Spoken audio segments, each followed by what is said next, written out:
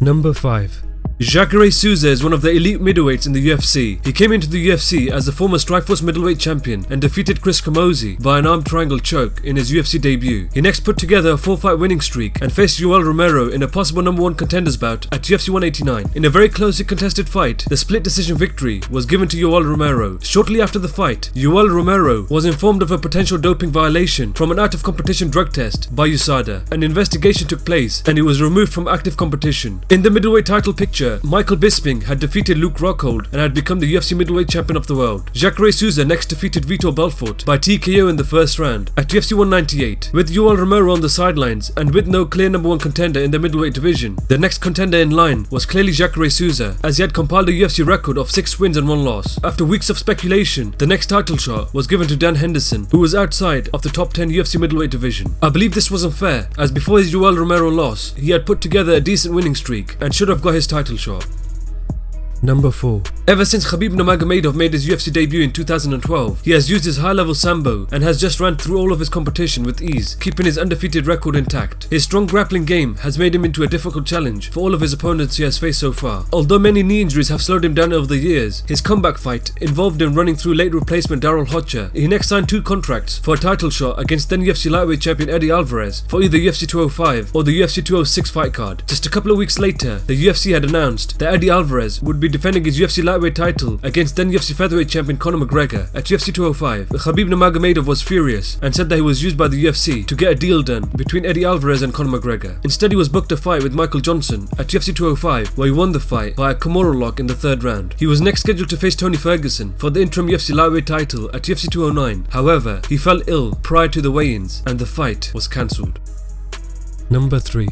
Tony Ferguson is one of the elite lightweights in the UFC. He currently holds a 9-fight winning streak and has looked impressive inside the octagon. He has improved his overall game with each fight and has looked unstoppable. He has notable victories over Gleison Tibau, Josh Thompson and Edson Barboza. He last defeated former UFC lightweight champion Rafael dos Anjos by a unanimous decision at UFC Fight 98. He was scheduled to face Khabib Nurmagomedov for the interim UFC lightweight title at UFC 209. However, Khabib fell ill prior to the weigh-ins and the fight was cancelled. Tony Ferguson was offered Michael Johnson as a late replacement but declined to fight him as the UFC gave him a pay cut. Tony Ferguson later said he received less than half of his contracted UFC 209 purse. MMA Mania reported that he was paid $250,000 in show money and he would have got $500,000 if Khabib had showed up. I believe this is not fair, as he should have received his full pay. It's not his fault that another fighter failed to make weight as he showed up to fight. He will now likely have to take 1 or 2 more fights to get his title shot.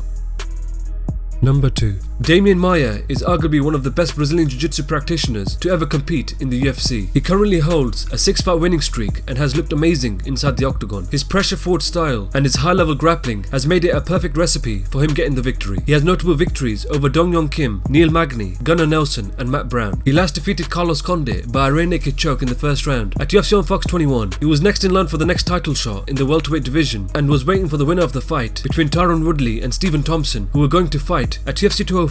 After the fight was ruled a majority draw, the UFC announced that they will be booking a rematch between both fighters for UFC 209. Damian Maia was willing to wait on the sidelines for the winner of the fight. After Jorge Masvidal defeated Donald Cerrone at UFC on Fox 23, the UFC thought that it would be a good idea to book a possible number 1 contenders bout between Damian Maia and Jorge Masvidal for UFC 211. I believe that Damian Maia had done enough to earn himself a title shot and didn't need to fight Jorge Masvidal to solidify it. I believe Damian Maia has been pushed around way too much and hopefully he can get his title shot if he is successful in his next fight.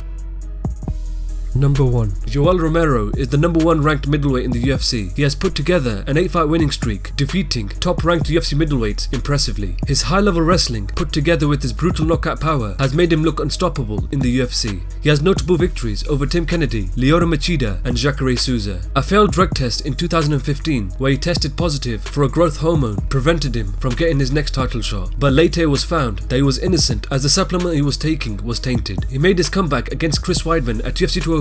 In the fight, he knocked out Chris Weidman by a flying knee in the 3rd round. After his impressive wins in the UFC and a finish over a former UFC middleweight champion, no other fight made sense for Yoel Romero other than a title fight. The UFC president Dana White mentioned that Yoel Romero definitely deserved the next title shot and would fight UFC middleweight champion Michael Bisping after his surgery. Both Michael Bisping and Yoel Romero started going back and forth on social media, creating interest for the potential title fight. A short while later, the UFC had announced that they had come to terms with George St. Pierre and he would get the next shot shot at Michael Bisping in the summer. I believe Yoel Romero has done more than enough to earn himself a title shot, and it's not fair that a fighter who has never fought in the middleweight division gets to jump in front of the queue. This will just cause the UFC middleweight division to be put on hold. I believe now Yoel Romero will be forced to wait or even take another fight to solidify his title shot.